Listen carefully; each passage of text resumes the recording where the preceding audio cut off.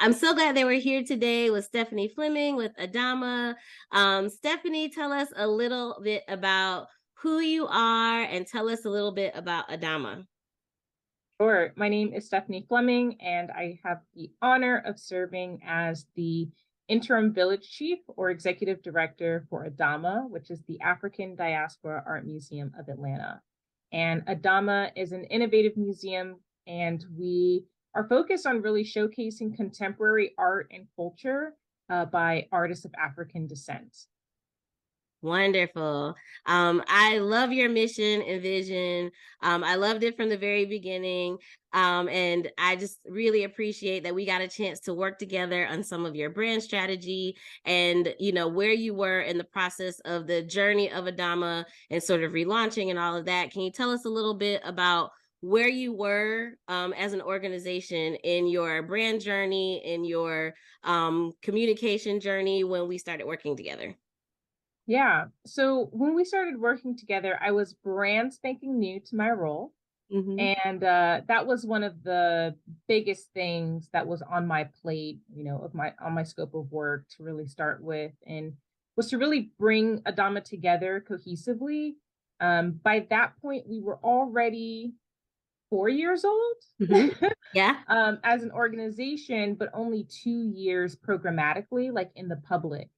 And when you ask someone what Adama was, you can kind of explain it and kind of say it, but there wasn't any consistency. Mm-hmm. But the feeling was there. So that's what I think is so beautiful about Adama is that like it, like the mission almost intuitively. So even if you don't have all the words, like you can still speak to it. Um, but in an effort to try to like try for fundraising, try for marketing, and really like relaunch ourselves to the world, we were seeking consistent messaging. What is the separation between our mission and our vision? What do we look like? What do we feel like? Who are we for? Who are we not for? We really needed to get into the weeds of that. So I went on my hunt looking for someone who could help us with the brand strategy. And I will say that for me, what drew me to branding chicks the most was the fact that I was going to get after steps. Mm. And the way that you laid out your workflow, I just felt so supported. Um, and mind you, I had like 8 different consultations with people. But that really stood out to me. I think you're already like bubbly and you have a great personality and things like that. But I was really confident in the proposal that you provided. And we're still a very small team. We've maybe added like 3 more folks. Mhm. But we're still a really small team. And I knew that whether we could act on all of your post steps right now or later, we had them. And Mhm. to me, that was really valuable to know that we had a roadmap and then we could take it as fast or as slow as we needed to. Oh man, that makes me so happy. That is something that I've built in over the years because of that exact thing. Often when I deal with brands and organizations, whether they're small or whether they're big, or the team is a big team, like it helps to kind of lay those things out because it can be overwhelming to launch a new brand or to launch new messaging. It's like, okay, that touches everything. Where do we start? Yeah. So that implementation plan is one of the things that I think, has really helped organizations to understand that they can take it in bite-sized pieces, they can build on top of it, they can delegate and be like, okay, so in the next 30 days, these are the ways that we're going to implement this new thing that we're doing. And you take that part, and I take this part, and then you take that part, and we're all on the same page. Everybody knows what we're doing.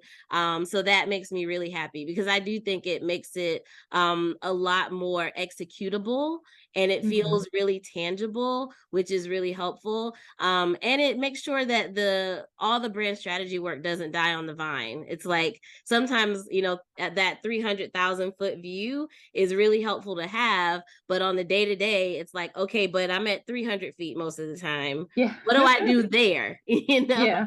So Yeah. that was my And goal. I don't think you knew this part. Yeah. So immediately after the brand strategy, we rolled into the building of the new site. I think you knew that part. Yes. But the brand strategy culminating deck Mhm. also was quickly followed by George, our designer, his final design there in terms of our visual look and feel. Yes. Um, so he put his magic on that. It And looks then it gorgeous. also helped me advocate for marketing support Yeah. Yeah. because now we had these steps and we had these things, but my plate was already like very full. Mhm. So, Mhm. like, how do we get support to be consistent in these other realms? And then Right. we also leverage that deck plus George's design assets to hire someone to just make some social media templates for us as well.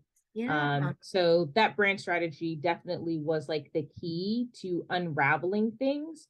And it continues to be, if someone's coming in internally, that's the first thing that I send them. Just like, this is what you need to know. Like, you start here, is that deck. Oh, I love that. I love that. Because that's the goal. That's the goal, right? Like, I think that, I always try to tell people that your brand strategy is sort of the foundation of your organization or your company. And it allows you to have it all on paper, and it makes sure that everyone that is a stakeholder internally is on the Yeah. same page. Everybody is like, yes, absolutely, this is who we are.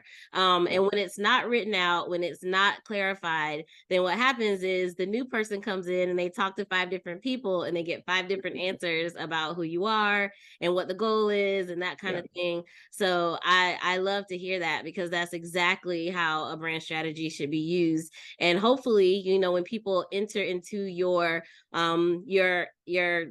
element, your environment, they now feel like they have foundation. Like, they're not, Yeah. flailing around and trying to figure it out all on their own. Like, they've already figured some of this stuff out, and I just need to step into that and add, my magic to it. So Yeah. I love to hear that. I love to hear that.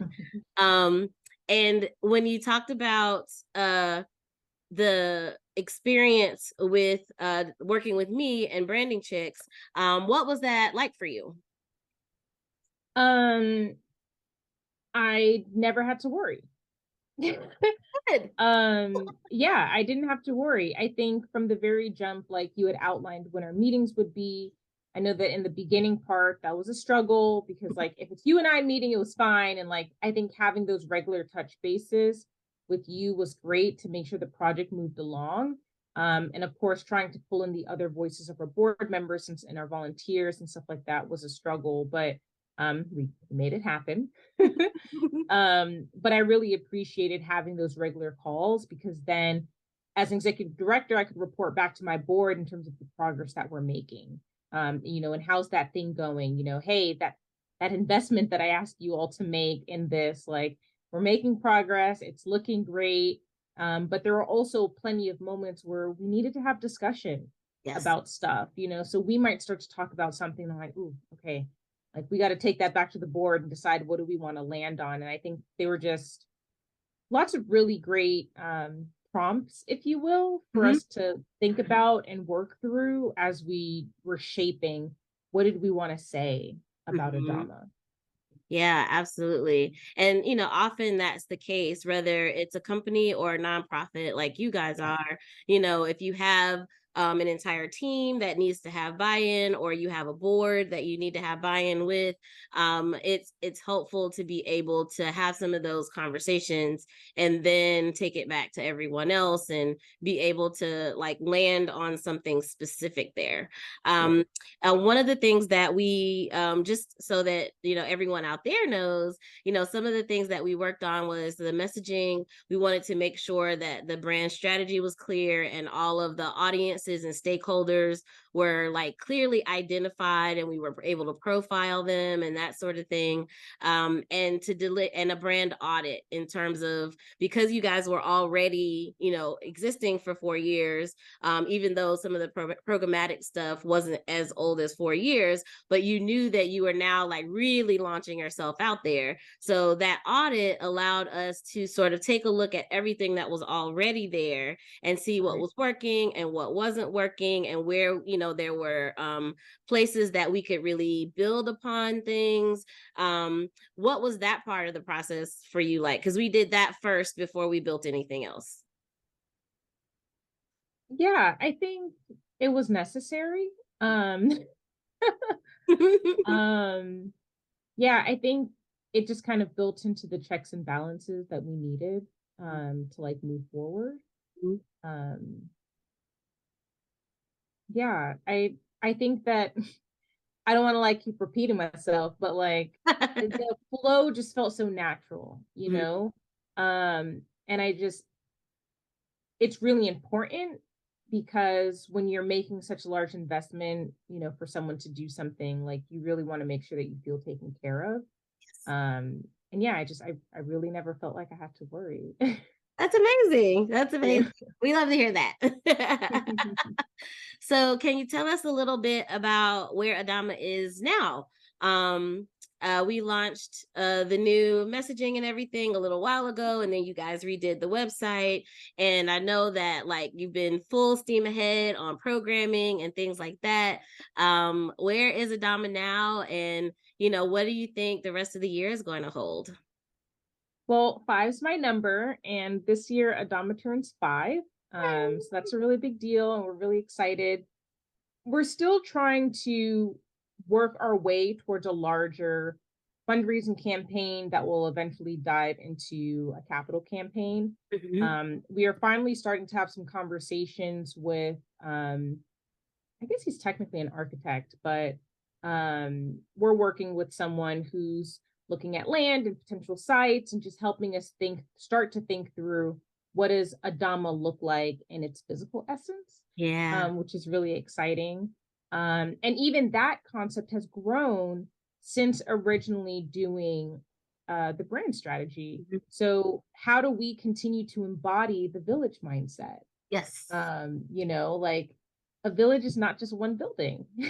that's true. That's true. Like what does that look like? What does that feel like? Mhm. I think it's come to also remind us as we've launched two memberships so far. Mhm. One is called the Baobab Society, which will eventually become our lifetime membership.